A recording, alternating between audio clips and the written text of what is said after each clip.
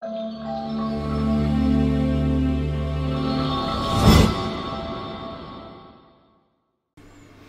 ici vous avez une vidéo, donc j'ai fait le décryptage hier sur Patreon, donc je vais pas rester, je vais pas faire le décryptage de cette vidéo là parce que j'ai déjà fait sur Patreon, mais c'est juste pour vous dire. Vous avez donc dans le verset 104 de Surat al-Isra, dans le Coran, Allah Azza wa Jal dit وَقُلْنَا مِنْ بَعْدِهِ لِبَنِي إِسْرَائِيلَ اسْكُنُوا الْأَرْضَ فَإِذَا جَاءَ وَعْدُ الْآخِرَةِ جِئْنَا بِكُمْ lafifa. Awa'dul akhira ji'na bikum lafifa. D'accord. Nous avons dit ensuite aux enfants d'Israël, habitez la terre. Lorsque viendra donc la promesse dernière, wa'dul akhira. Il faut savoir que wa'dul akhira, c'est un début qui annonce plusieurs événements. C'est ça, wa'dul akhira, c'est une promesse dernière. C'est pas un seul événement. En fait, c'est plusieurs événements. Comme par exemple, quand vous dites al-malhama ou al-malahim, c'est pas une seule guerre, c'est plusieurs guerres dont Armageddon et d'autres. D'accord.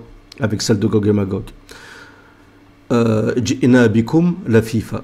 Nous vous ramènerons donc vers la terre sacrée, donc Jérusalem, la FIFA en masse. Donc c'est Dieu qui dit qu'il ramènera les enfants d'Israël en terre sainte à un moment donné, lorsque commenceront Wa'adul Akhira, la promesse dernière.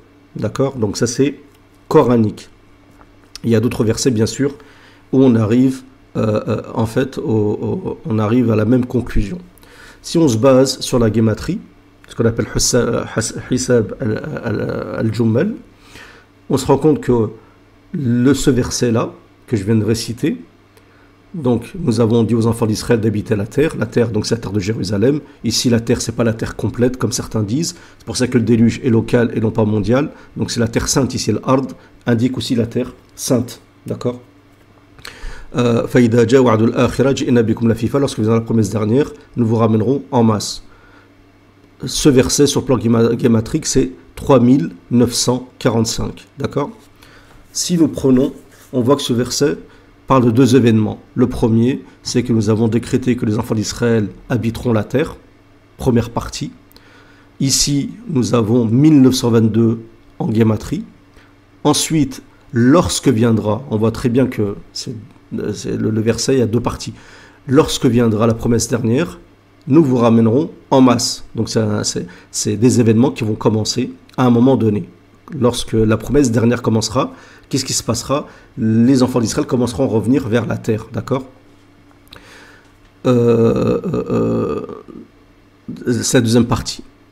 Si, ici la première partie, ça donne 1922 sur le plan guématrique. 1922, c'est l'amendement 181 de l'ONU qui décrète que les Juifs ont droit à une terre qui est la terre sainte et de revenir sur leur terre d'origine, leur terre natale. C'est l'amendement 180 de l'ONU, d'accord, qui a été décrété en 1922. 1922, donc bien avant la création de l'État d'Israël, en 1922. Donc ici, vous vous rendez compte que déjà sur le plan guématrique, on sait, d'accord, que les Juifs habiteront la terre à partir de 1922, avec l'amendement 181 de l'ONU.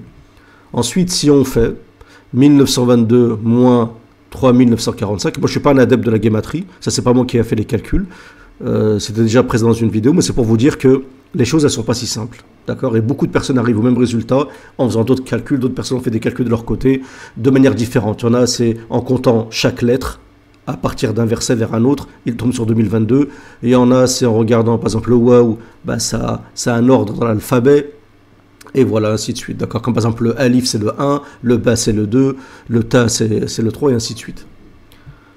Si on fait 3945, qui est la forme guématrique de ce verset entier, moins 1922, qui est la première partie, qu'est-ce qu'on trouve? 2023.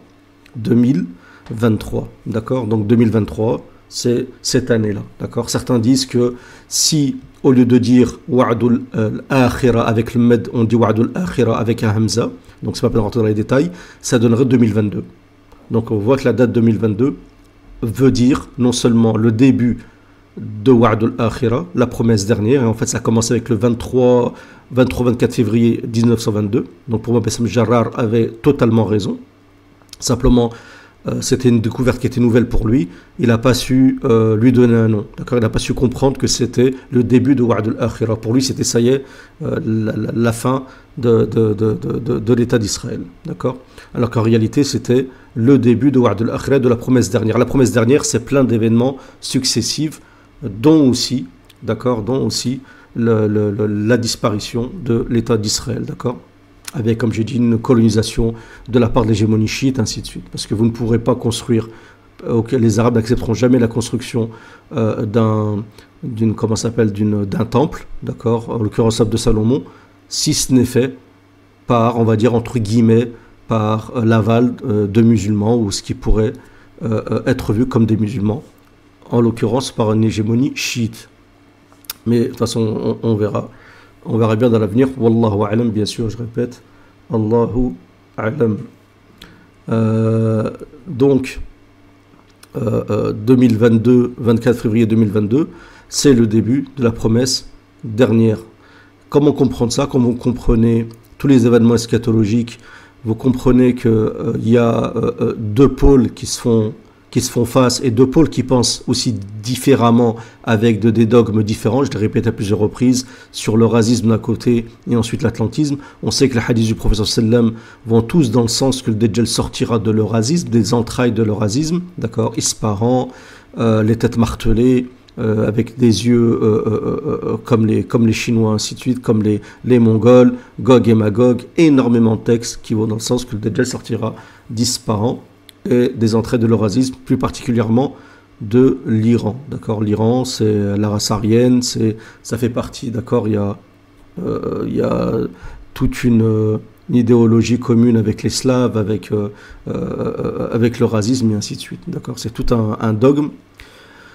L'eurasisme est sur leur idéologie, qui est basée sur le mysticisme, qui est basée sur la mystique, le kabbalisme, l'ésotérisme, contrairement à l'atlantisme, lui, qui est plus basé sur le libéralisme à tous les niveaux, mais aussi sur tout ce qui est le formalisme, l'orthodoxie, par opposition donc à l'eurasisme. Il suffit, on en a parlé aussi dans les vidéos, quand j'ai parlé de Dugin, quand j'ai parlé donc du dogme de l'eurasisme, de l'ésotérisme, on a parlé déjà de tout ça. Donc ils ont ça en commun, la tradition aussi, la tradition dans l'eurasisme par opposition au libéralisme.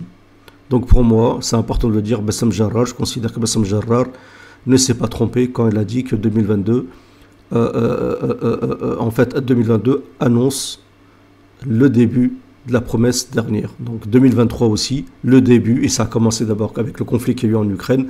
Beaucoup de juifs ont été amenés à revenir parmi les Ukrainiens en terre